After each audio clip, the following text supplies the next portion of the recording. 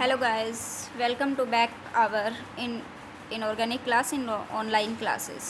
ठीक है, तो कल का हमारा टॉपिक था लिमिटेशंस ऑफ वीबीटी और वो मैं कंप्लीट आप लोगों को करवा चुकी थी। ठीक है, तो हमने यहाँ से स्टार्ट किया था। देखो मैं आपके बुक में एक बार दिखा देती हूँ कि सबसे पहले तो परिचय, फिर वैलेंस बॉन्ड थ्योरी, उसके ये पोस्टुलेट्स दिए हुए हैं इधर सारे के सारे, ये 1 2 3 4 मैंने करवाए थे। ठीक है, और उसके बाद यहाँ से फिर इसकी limitation of valence bond theory start हुई है। ये मैंने कल आपको डिस्कस करवा चुकी थी मैं। ठीक है, तो अब नेक्स्ट जो टॉपिक आता है वो CFT का इंट्रोडक्शन आता है। इंट्रोडक्शन में ये क्या कहता है कि जो CFT है ना, उसकी आधारशिला है वो VBT के साथ साथ ही रखी गई थी, लेकिन VBT ने कोऑर्डिनेशन बॉन्ड को अच्छे से एक्सप्लेन नहीं किया और CFT ने कोऑर्डिनेशन बॉन्ड को अच्छे से एक्सप्लेन कर दिया था, जिसकी वजह से CFT तो सफल हो गई और VBT कुछ एक प्रॉपर्टीज़ को एक्सप्लेन नहीं पाई, कुछ एक गुणों को की व्याख्या नहीं कर सकती थी, जिसकी वजह से क्रिस्टल फील्ड थ्योरी को जो VBT है उसको क्या कर दिया, फेल कर दिया गया था। ठीक है, अब उसके बाद यहाँ से देखो कि जो क्रिस्टल फील्ड सिद्धांत को मूलतः आयनिक यौगिकों के लिए विकसित किया गया था। ठीक है, जो क्रिस्टल फील्ड थ्योरी है, ठीक है, क्रिस्टल फील्ड थ्योरी को सबसे पहले मैं आपको बताऊं तो किसके लिए बनाया गया था, आयनिक कंपाउंड्स के लिए बनाया गया था। ठीक है, और आयनिक कंपाउंड्स कौन होते हैं, जैसे आपके NaCl हो गया, KCl हो गया। अब इसने एक बात बताई है कि 1929 में 1929 में बैथे ने K positive Cl negative crystal में Cl नेगेटिव आयनों से उत्पन्न फील्ड का केंद्रीय K पॉजिटिव आयन के डी कक्षकों की ऊर्जा पर पड़ने वाले प्रभाव का अध्ययन किया। कि ये चीज़ मैंने आपको पहले भी बताई थी कि जब ये 2 पार्ट्स में डिवाइड होगा, आयनिक कंपाउंड्स आपको पता है 2 पार्ट्स में डिवाइडेड होते हैं, एक तो पॉजिटिव आयन में और दूसरा नेगेटिव आयन में। तो जो मेटल होती है वो क्या होती है, बीच में सेंट्रल मेटल एटम या फिर आयन वो बिल्कुल सेंट्रल में होता है, लेकिन जो लिगेंड्स होते हैं वो इसके कहाँ पर चक्कर लगाते हैं, सराउंडिंग में। ठीक है, सराउंडिंग में रहते हैं। अब यहाँ पर जैसे जो Cl नेगेटिव है वो K पॉजिटिव के चारों तरफ है, K पॉजिटिव के सराउंडेड हैं, तो इसमें क्या होता है कि कौन सा फील्ड इफ़ेक्ट करता है कि Cl नेगेटिव। और ये बात मैंने आपको पहले भी बताई थी। देखो कि उसने पाया कि एक स्वतंत्र K पॉजिटिव आयन में जहाँ पांचों डी कक्षक समान ऊर्जा के अर्थात समभ्रंश होते हैं, K positive Cl negative crystal में Cl नेगेटिव आयनों से उत्पन्न क्रिस्टल फील्ड के साथ पारस्परिक क्रिया के फलस्वरूप डी कक्षकों की समभ्रंशता समाप्त हो जाती है। ये मैंने पहले बताया था आप लोगों को, कल भी मैंने डिस्कस किया है ये कि जो K पॉजिटिव आयन है, अब K पॉजिटिव को कल मैंने माना था कि कोई भी जब अगर ट्रांजिशन मेटल है आपका, तो जब तक वो अकेला है इसका मतलब उसके जो डी ऑर्बिटल्स हैं वो सेम एनर्जी के हैं, पांचों के पांचों जो डी ऑर्बिटल्स हैं वो कैसे हैं, सेम एनर्जी के। और अगर पांचों डी ऑर्बिटल्स सेम एनर्जी के हैं तो इस प्रोसेस को हम क्या नाम देते हैं, डीजेनरेसी। ठीक है, डीजेनरेसी में क्या होता है, all 5 d orbitals having same energy. ठीक है, पांचों जो d ऑर्बिटल्स होते हैं उनकी ऊर्जा बराबर होती है, having same energy.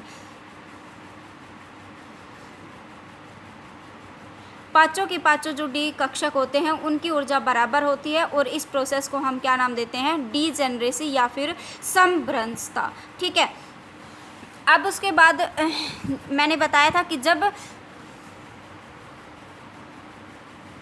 Cl negative जब तक K पॉजिटिव है, अकेला K पॉजिटिव है, उसका किसी से कोई इंटरेक्शन नहीं है, तो जब तक तो डीजेनरेसी वहाँ पर प्रेजेंट है। लेकिन जैसे ही K पॉजिटिव के पास कोई भी लिगेंड आएगा, Cl नेगेटिव आयन आएगा। ठीक है, और जैसे ही Cl नेगेटिव आयन इसके सराउंडिंग होंगे, एक क्रिस्टल बनेगा। क्रिस्टल में क्या होता है कि एक Na positive 6 Cl negative ion से सराउंडेड होता है और एक जो Cl नेगेटिव होता है वो 6 Na पॉजिटिव आयन से सराउंडेड होता है और ये इसकी एक यूनिट होती है। ऐसी बहुत सारी यूनिट आपस में मिलकर एक क्रिस्टल का फॉर्मेशन करती हैं। क्लियर है ये पॉइंट। तो अब जैसे ही ये 6 Cl नेगेटिव इस Na पॉजिटिव के चारों तरफ आ गए तो इसकी वजह से Na के ऊपर कोई ना कोई इफ़ेक्ट पड़ेगा। तो 1929 में बैथे ने क्या किया कि K पॉजिटिव आयन के डी ऑर्बिटल्स के ऊपर Cl नेगेटिव आयन की वजह से क्या इफ़ेक्ट पड़ा, वो इफ़ेक्ट को स्टडी किया। ठीक है, इफ़ेक्ट का अध्ययन किया, उस प्रभाव का अध्ययन किया। उसने देखा अध्ययन करने के बाद कि जब तक K पॉजिटिव अकेला था, जब तक तो डी ऑर्बिटल्स समान ऊर्जा के थे, सेम एनर्जी के थे, लेकिन जैसे ही Cl नेगेटिव उसके पास आया तो उसने क्या किया, उनके जो डी ऑर्बिटल्स थे उनको क्या कर दिया, स्प्लिट कर दिया कि कुछ तो रह गए ज़्यादा एनर्जी के और कुछ हो गए कम एनर्जी के, कुछ की तो ऊर्जा बहुत अधिक हो गई और कुछ की जो ऊर्जा है वो बहुत कम हो गई। तो मतलब जो डी ऑर्बिटल्स हैं उसमें स्प्लिटिंग हो गई, किसकी वजह से, Cl नेगेटिव आयंस के सराउंडेड की वजह से। ठीक है, तो ये यही कहता है कि जब 1929 में बैथे एक नाम का साइंटिस्ट आया तो K पॉजिटिव जब तक अकेला था, जब तक स्वतंत्र था, तो पांचों डी ऑर्बिटल समान ऊर्जा के थे और उसको हमने क्या नाम दिए, समभ्रंश कक्षक। ठीक है, जैसे ही Cl नेगेटिव आयनों से उत्पन्न क्रिस्टल फील्ड के साथ उसने प्रभाव का अध्ययन किया तो क्रिस्टल में पांचों डी कक्षक समान ऊर्जा के नहीं रह जाते हैं, कुछ तो हाई के रह जाते हैं और कुछ लो के। फिर उसके बाद 1931 में एक साइंटिस्ट आया गैरिक ने संक्रमण धातु संकुलों की हीट ऑफ फॉर्मेशन संभवन उष्मा की गणनाएं की और ये गणनाएं इस सिद्धांत पर आधारित थी कि उपसह संयोजन यौगिकों में धातु लिगैंड बंध पूर्ण रूप से आयनिक होता है। उसने क्या बोला कि जो मेटल और जो लिगैंड होते हैं उनके बीच जो कोऑर्डिनेशन बॉन्ड बनता है ना, वो पूरी तरह से आयनिक होता है, ना कि वो कोवेलेंट होता है। लेकिन बीबीटी ने क्या बोला था कि वो कैसा होता है, कोवेलेंट होता है। क्लियर। आश्चर्य तो यह है कि इस प्रकार से प्राप्त परिणाम प्रायोगिक मानों के अत्यधिक निकट थे कि जैसे हमने एक तो थ्योरेटिकल एक्सप्लेनेशन देखा, एक हमने क्या देखा, प्रैक्टिकली देखा, तो उन दोनों की जो वैल्यू थी वो कैसी आई, सेम आई। ऐसी स्थिति में बैथे का कार्य संकुलों के अध्ययन के लिए भी लागू किया गया। अतः केंद्रीय धातु आयन के डी कक्षकों की समभ्रंशता पर लिगैंडों से उत्पन्न क्रिस्टल फील्ड के प्रभाव का अध्ययन किया गया तथा उप सह संयोजन यौगिकों की विभिन्न विशिष्टताओं को समझाने के लिए विभिन्न ज्यामितियों में संबंधित विस्तृत गणनाएं की गई। कि 1929 में तो इसने बताया बैथे ने कि अगर कोई भी ट्रांजिशन मेटल अकेला रहता है तो उसके जो पांचों डी ऑर्बिटल्स बराबर एनर्जी के होते हैं, लेकिन जैसे ही वो चेंज अगर होगा उसके पास लिगैंड आएंगे तो लिगैंड आते ही पांचों डी ऑर्बिटल्स अलग अलग ऊर्जा के हो जाते हैं, कुछ तो ज़्यादा ऊर्जा के और कुछ कम ऊर्जा के। ठीक है, अब उसके बाद नेक्स्ट जो पॉइंट है क्रिस्टल फील्ड सिद्धांत की मूल धारणा कि कैसे उसके अंदर स्प्लिटिंग होती है, वो किस तरीके से होती है। तो क्रिस्टल फील्ड सिद्धांत मूलतः इस मान्यता पर आधारित है कि संकुलों में धातु लिगैंड परस्पर स्थिर वैद्युत आकर्षण बलों द्वारा बंधे होते हैं। कि जो आयनिक बॉन्ड अगर उनमें है तो इसका मतलब इसमें कौन सा बॉन्ड होगा, स्ट्रॉन्ग इलेक्ट्रोस्टैटिक अट्रैक्टिव फोर्स। ठीक है, अब उसके बाद जो स्प्लिटिंग होती है वो किसके ऊपर डिपेंड करती है, वो करती है डी कक्षकों की आकृति पर निर्भर करती है। ठीक है, तो आप इस बुक में पढ़ने के बजाय आप सिंपल इसमें से कोई क्वेश्चन नहीं पूछा जाएगा, लेकिन मैं अगर आपको समझा देती हूँ shape of D orbitals, D कक्षकों की आकृति। तो आपको पता है कि डी ऑर्बिटल्स हैं उसके 5 ऑर्बिटल्स होते हैं, कौन कौन से, d x y, d y z, d z x, d x square minus Y square and then d z square. ठीक है, आपको नज़र आ रहा है कि ये तीनों एक जैसे हैं और ये स्क्वायर में हैं तो ये दोनों एक जैसे हैं। अब अगर मैं इनकी शेप की बात करूं तो सबसे पहले मैं डी एक्स वाई की बना देती हूं। ये शेप है डी एक्स वाई ऑर्बिटल्स की, ये एक्स एक्सिस है और ये कौन सा है, वाई। ठीक है, अब उसके बाद डी वाई जेड की अगर मैं बात करूं तो ये वाई एक्सिस है और ये जेड एक्सिस है और ये कौन सा ऑर्बिटल हो गया, डी वाई जेड। ठीक है, डी जेड एक्स की अगर मैं बात करूं तो ये एक्स एक्सिस है और ये जेड है और ये ऑर्बिटल का क्या नाम है, डी जेड एक्स। ठीक है, अब उसके बाद 2 और बच गए, D x square minus Y square. तो D x square minus Y square की अगर मैं बात करूँ तो इसके जो ऑर्बिटल्स होते हैं वो कहाँ पर होते हैं, ऑन द एक्सिस पर। ठीक है, तो ये एक्स, ये वाई और ये कौन सी शेप हो गई, d x square minus Y square. और डी जेड स्क्वेयर की अगर मैं बात करूँ तो ये एक्स और ये वाई। ठीक है, तो एक्स और वाई में तो सिर्फ और सिर्फ ये जेड। ठीक है, तो एक्स और वाई में तो सिर्फ और सिर्फ रिंग होती हैं, लेकिन जेड एक्सिस में डी ऑर्बिटल्स की लोब अच्छे तरीके से डेवलप्ड होती हैं। ठीक है। तो अब आपको ये तीनों नज़र आया कि d x y, d y z और डी जेड एक्स, ये तीनों के तीनों जो ऑर्बिटल्स की जो पालियाँ होती हैं, कक्षक की जो पालियाँ होती हैं, वो कक्षकों के बीच, अक्षों के बीच में होती हैं। ठीक है, ये एक्स और वाई, एक्स वाई के बीच में है, ये वाई और जेड इसके बीच में है, एक्स और जेड इसके बीच में है। ठीक है, तो इनमें क्या होता है, d x y, d y z और डी जेड एक्स में कक्षकों की पालियाँ अक्षों के बीच में होती हैं। ठीक है, अब अगर मैं बात करूं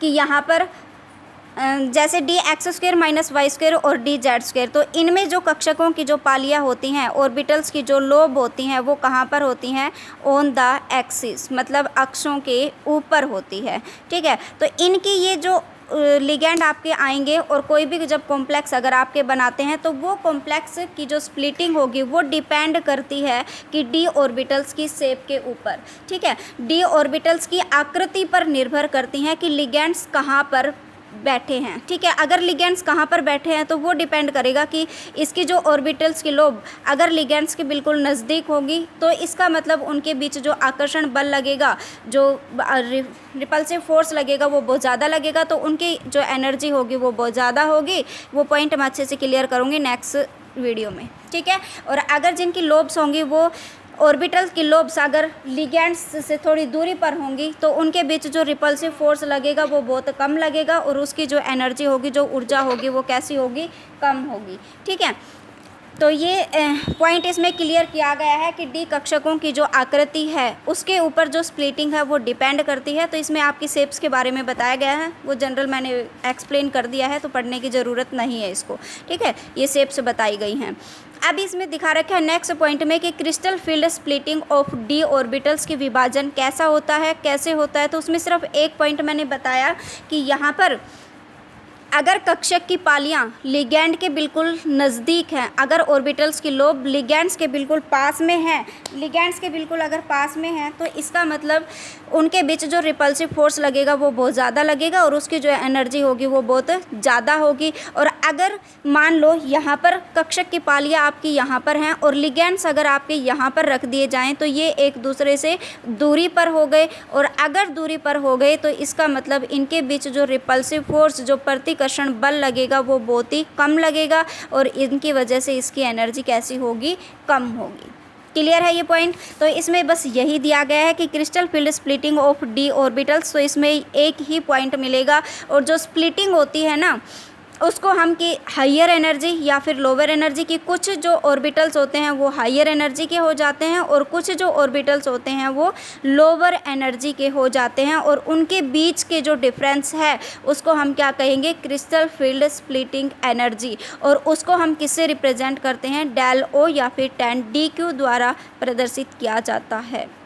ठीक है, अब इसमें इसको छोड़ देना, नेक्स्ट वाले पेज को, इसमें पढ़ने की कोई ज़रूरत नहीं है। और उसके बाद है आपका crystal field splitting for different geometries. ठीक है, अब ये crystal field splitting for different geometries, इनको कल की वीडियो में हम एक्सप्लेन करेंगे अच्छे से अलग अलग कॉम्प्लेक्सेस के लिए। और ये बात मैंने आपको बहुत अच्छे से पहले से ही बता रखी है कि जब ट्रांजिशन मेटल केवल और केवल 3 ही कॉम्प्लेक्सेस स्टेबल बनाती हैं, स्थायी बनाती हैं। कौन कौन से, octahedral, tetrahedral and square planar. तो 3 क्वेश्चन आपके यहाँ से बनते हैं कि crystal field splitting for octahedral complexes, second बनेगा crystal field splitting for tetrahedral complexes, और थर्ड बनेगा crystal field splitting for square planar complexes. Clear है। तो इनको मैं एक एक करके बिल्कुल अच्छे से एक्सप्लेन करूंगी, और ये आपको पता होना चाहिए, और शायद मैंने आपको कई बार बताया भी होगा कि जो क्रिस्टल फील्ड के लिए जो ऑक्टाहेड्रल ज्योमेट्री है उसी से हमें क्या मिलती है, स्क्वायर प्लेनर ज्योमेट्री मिलती है। तो इन दोनों को हम एक दिन पढ़ेंगे, crystal field splitting in octahedral and square planar complexes, लेकिन टेट्राहेड्रल के लिए हम एक अलग से वीडियो बनाएंगे। क्लियर। तो आगे की फिर हम कल की वीडियो में डिस्कस करती हूँ मैं।